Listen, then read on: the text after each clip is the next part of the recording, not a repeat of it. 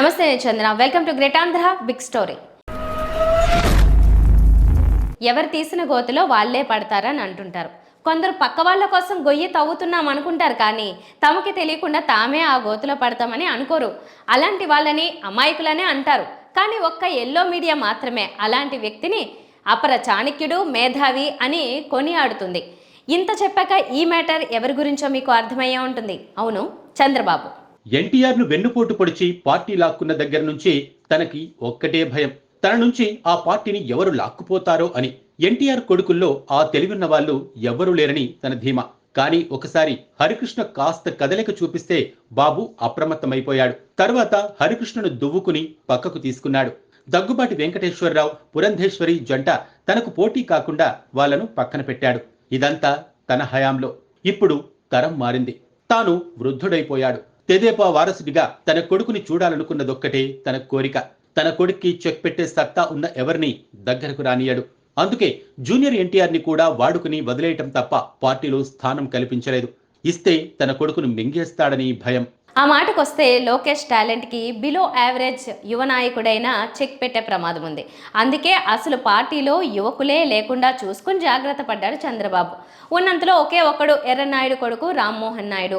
మంచి వక్త, భాషలో దిట్ట, కానీ పార్టీలో ఎక్కడ కనబడినీడు. సెకండ్ హీరో పాత్ర కూడా ఇవ్వకుండా కేవలం క్యారెక్టర్ ఆర్టిస్ట్ రోల్ ఇచ్చి అతనిని అడపదడప అవసరానికి పిలిచి వాడుకుంటూ ఉంటాడంతే చంద్రబాబు. ఇలా యువ నాయకత్వాన్ని పార్టీలో కనపడనీయకుండా చేసి అదేదో తన కొడుకు సింహాసనానికి అడ్డు లేకుండా చేసినట్టు చంద్రబాబు భ్రమలో ఉండొచ్చు. కానీ నిజానికి అది తాను తన పార్టీకి, కొడుకు రాజకీయ భవిష్యత్తుకి తీసిన అతి పెద్ద గొయ్యి. అదలా ఉంచితే పోనీ సీనియర్ నాయకులైన నాయకత్వ బాధ్యతలు ఏవైనా అప్పచెప్తాడా అంటే అది లేదు. సభల ప్లానింగ్ నుంచి అభ్యర్థుల ఎంపిక వరకు అన్ని తండ్రి కొడుకులిద్దరే. దీంతో ప్రతిభ ఉన్న సీనియర్లకు పనిలేక, సొంతంగా బుర్రవాడే అవసరం లేక, పిలిచినప్పుడు వచ్చి అక్షింతలు వేసే పెళ్లి వేడుకొచ్చిన అతిథుల్లా ఉన్నారు తెదేపాలో అధిక శాతం మంది నాయకులు.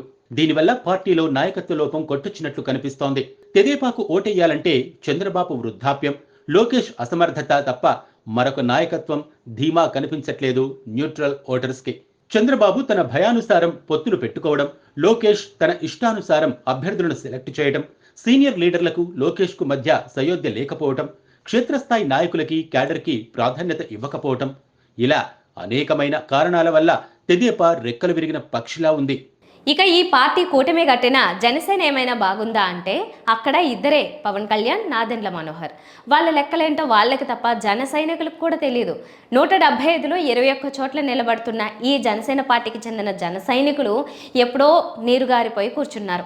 తమ నాయకుడినన్నా అసెంబ్లీలో చూడగలమా అనే ఏకైక కోరిక తప్ప అతడిని సీఎంగా చూసుకునే కళని ఎప్పుడో వదిలేసుకున్నారు.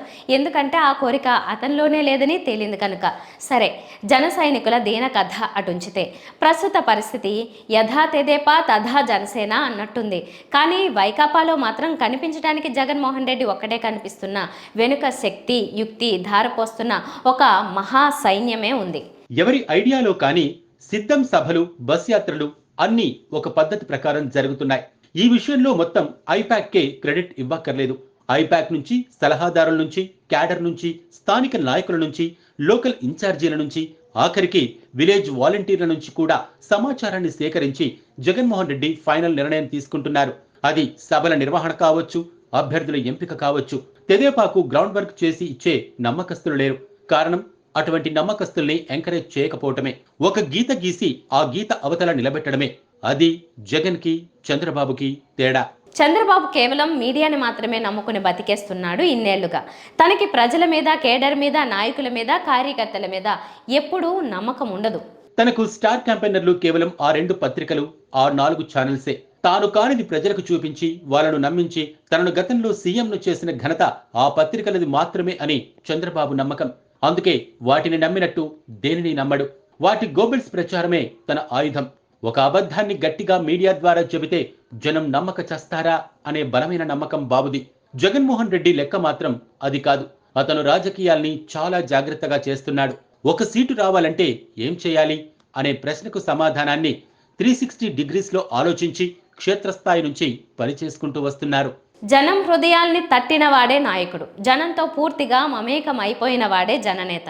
అందుకే 2004లో ప్రభంజనంలా గెలిచి ముఖ్యమంత్రి పీఠాన్ని ఎక్కిన వైఎస్ఆర్ రెండోసారి 2009లో కూడా మళ్ళీ గెలిచి పీఠాన్ని ఎక్కడం జరిగింది. అది ప్రజల నిర్ణయం. మీడియాని కాకుండా జనాన్ని నమ్ముకున్న నాయకులు అలాగే గెలుస్తారు. ఆ లెక్కలో ఈసారి జగన్మోహన్ రెడ్డి కూడా పీఠంపై కొనసాగడం గ్యారంటీ అంటున్నాయి పలు సర్వేలు. అయినప్పటికీ ఎన్నికలయ్యి ఫలితాలు వచ్చేదాకా ఏది కంక్లూడ్ చేయలేం. వేచి చూద్దాం, ఫలితం చూద్దాం. ఇది వాళ్ళ బిగ్ స్టోరీ. మరిన్ని టాపిక్స్తో కలుద్దాం. నమస్తే.